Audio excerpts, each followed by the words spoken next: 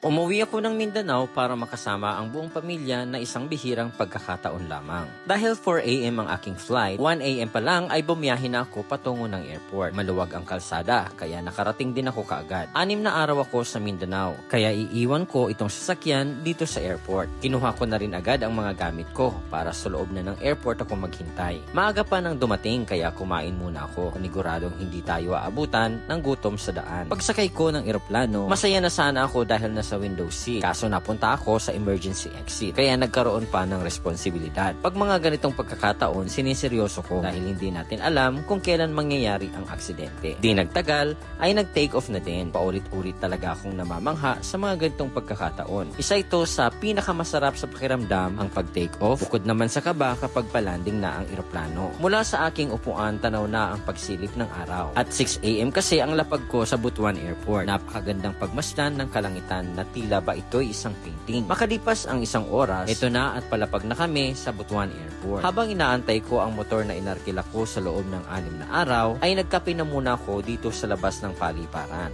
Maya-maya, dumating na din si Kuya. Nagsuot lang din ako ng long sleeve para hindi naman tayo masunog sa init ng araw. Di na din ako nagtagal. Umalis na din ako kaagad para mahaba-haba ang oras ko sa pag-uwi papuntang Tandag, Surigao del Sur. Doon ang aking destinasyon. Sa tansya ko, nasa 3 hanggang 4 na oras ang biyahe depende sa bilis ng takbo. Hindi naman first time na magbabiyahe ako simula Butuan patungo sa Tandag. Pero first time kong bumiyahe ng nakamotor. Kaya minabuti kong magmotor para ma-experience ko ang ganda at lawak ng mga kalsada dito. Ito ang isa sa ipinagmamalaki ng Mindanao. Malalawak na kalsada and pailan-ilan lang ang iyong mga makakasabay. Kaso hindi lahat ng kalsada rito ay maganda. Ang ibig kong sabihin, marami din ang lubak at hindi pantay kaya mag-iingat pa rin. Nagpagas na din muna ako ng full tank para naman dire-diretso na ang biyahe. 260 pesos ang inabot ng full tank ng Aerox. Higit na mas mababa kumpara sa presyohan natin sa Luzon. Marami sa mga kalsada dito ang nasa widening project kaya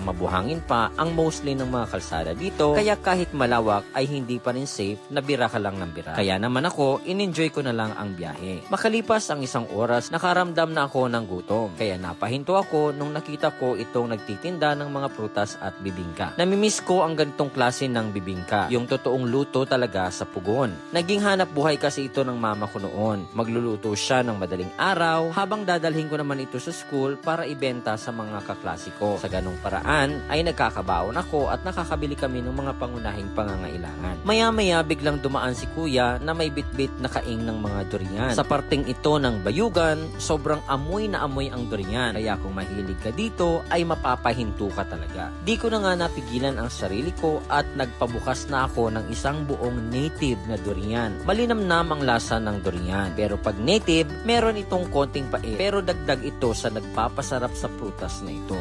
40 pesos lang guys. Maynila, magkano to? Sobrang mahal. Along the way, madadaanan mo itong napakataas na puno. Every time na napapadaan ako dito, humihinto talaga ako para pagmasdan. Mahigit 3 oras na ako nito sa kalsada, pero hindi ko ramdam ang tagal ng biyahe dahil na rin sa ganda ng mga tanawin. Sa gilid kasi ng mga kalsada, kung hindi ka bundukan, kakahuyan, ay malalawak na palayan ang iyong matatanaw. Nakarating na din ako sa amin at sobrang saya ko talaga na magkakasama-sama kami kahit ilang araw lang ang ilalagi ko dito sa Mindanao. Abangan ninyo ang mga susunod na kaganapan at mga pagkaing tatak Bisaya habang nililibot ko ang Mindanao kasama ang aking pamilya. Tandaan ninyo, kung may oras ka mag-enjoy kasama ang pamilya ay gawin mo na dahil ang pera, kikitain mo yan. Ang oras na kasama mo sila ay hindi na kailanman maibabalik pa.